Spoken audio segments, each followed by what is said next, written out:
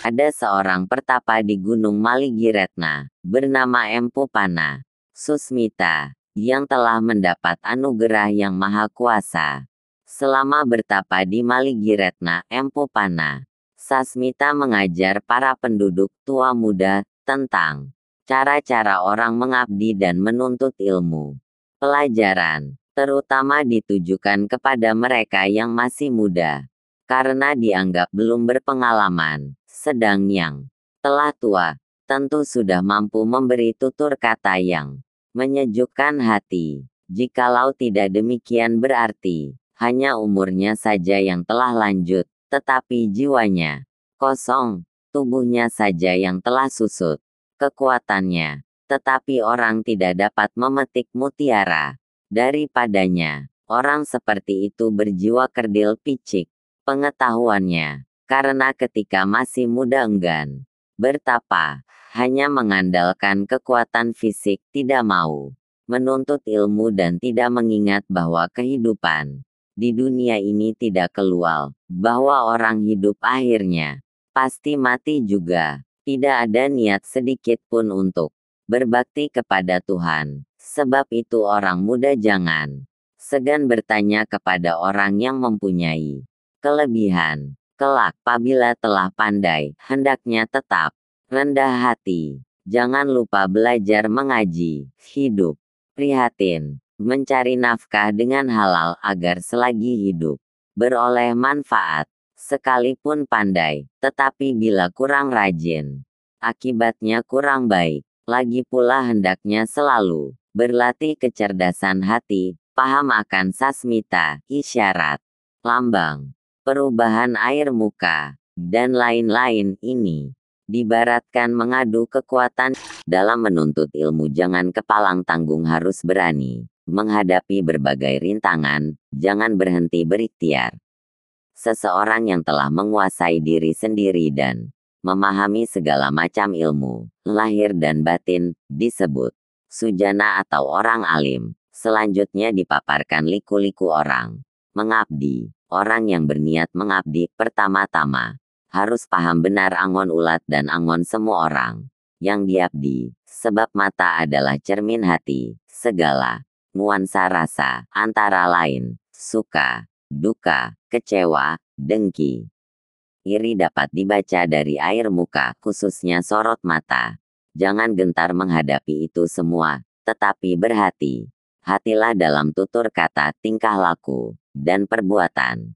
Hendaknya mursid atau guru mempunyai kecerdasan hati agar bisa membedakan mana yang benar dan mana yang salah, mampu menyelesaikan tugas sesuai dengan peraturan yang berlaku. Apabila mengabdi atasan yang masih muda belia, jangan terlalu dekat, tetapi jangan pula jauh, hendaknya terampil dan cekatan. Jika dimarahi, jawablah dengan tenang, dengan hati tetap, dan jangan menggunakan kata-kata kasar, sebab akan menambah kemarahannya.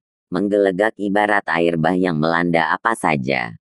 Kemarahannya jangan sekali-kali dipenggal, sebab akibatnya bagaikan mengadu senjata tajam. Sebaliknya, tenangkan hatinya dengan tutur kata yang lemah, lembut tetapi tepat. Bila mempunyai keinginan, kehendak, atasan muda usia biasanya tidak mengingat waktu, situasi dan keadaan diri.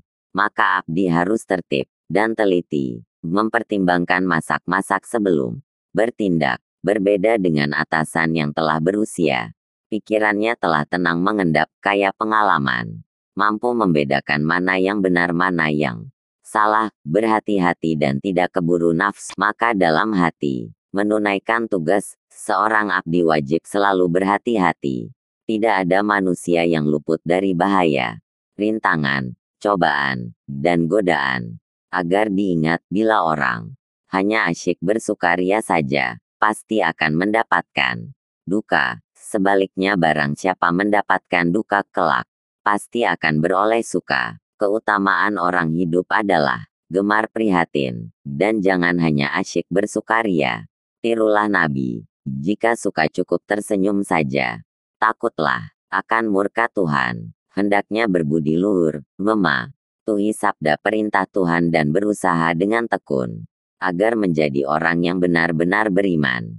Jangan seperti orang zaman sekarang, jikalau lagi senang, tertawa-tawa gembira, apa saja dibicarakan sembrono dan kurang hati-hati. Akhirnya setelah mendapat musibah, baru sadar. Lain halnya dengan manusia berbudi, dia selalu berhati-hati, sembarang tindak dipertimbangkan. Masak-masak terlebih dahulu. Karena itu, orang hidup seyogianya selalu berpantang dan prihatin agar tercapai cita-cita. Jangan membelakangi Tuhan dan melanggar sabda perintahnya. Hati tulus, tingkah laku terpuji. G. Maret prihatin merupakan pangkal sukses yang diridai Tuhan. Mendambakan keselamatan dan kesejahteraan sesama hidup, tidak pernah melalaikan sembahyang. Bertabiat sabar tawakal, berkelakuan utama adalah landasan untuk menuntut ilmu luhur. Jauhilah kejahatan, sekalipun hanya berstatus abdi, tetapi jika benar berwatak utama, orang pasti akan beroleh kesejahteraan lahir dan batin. Akhirnya ia akan menjadi orang berpangkat di Gani, dianggap sebagai gudang ilmu. Semua orang akan membantu dan merestui seseorang apabila telah dikasihi atasan. Jangan sekali-kali mengandalkan kekuatan dan kepada yang demikian itu berbahaya.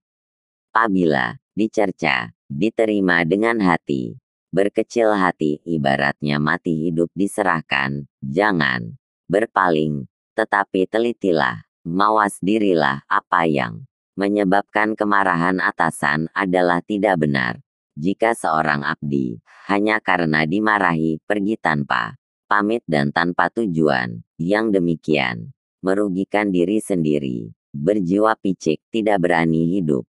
Lagi pula akan mendapat celaan dari atasan. Seorang abdi hendaklah menyerah kepada kehendak majikan. Semua nabi yang membawa syariah sebenarnya adalah hamba juga. Nabi Muhammad, nabi penutup, adalah manusia kekasih Allah dan nyata-nyata junjungan umatnya, yang mengabdi kepada Allah.